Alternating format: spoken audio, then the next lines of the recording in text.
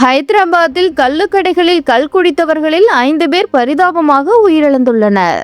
28 பேர் மருத்துவமனையில் சிகிச்சை பெற்று வருகின்றனர். கடந்த 2 தினங்களுக்கு முன்பு தெலுங்கானா மாநிலம் ஹைதராபாத்தில் குஹட்பள்ளி, பாலநகர் மற்றும் பிற பகுதிகளில் இருக்கும் வெவ்வேறு கள்ளுக்கடைகளில் கல் குடித்தவர்களுக்கு அடுத்த சில மணி நேரத்திலேயே கடுமையான வயிற்று வலியும் வயிற்றுப்போக்கும் ஏற்பட்டது. உடனடியாக அவர்கள் அருகில் உள்ள வெவ்வேறு மருத்துவமனைகளில் சிகிச்சைக்காக அனுமதிக்கப்பட்டனர். இந்நிலையில் மருத்துவமனையில் சிகிச்சைக்காக அனுமதிக்கப்பட்டவர்களில் 5 பேர் சிகிச்சை பலனளிக்காமல் பரிதாபமாக உயிரிழந்தனர். மேலும் 28 பேர் சிகிச்சை பெற்று வருகின்றனர். அவர்களில் 3 பேரின் நிலைமை மிகவும் மோசமாக உள்ளதாக மருத்துவமனை நிர்வாகத்தினர் தெரிவித்துள்ளனர்.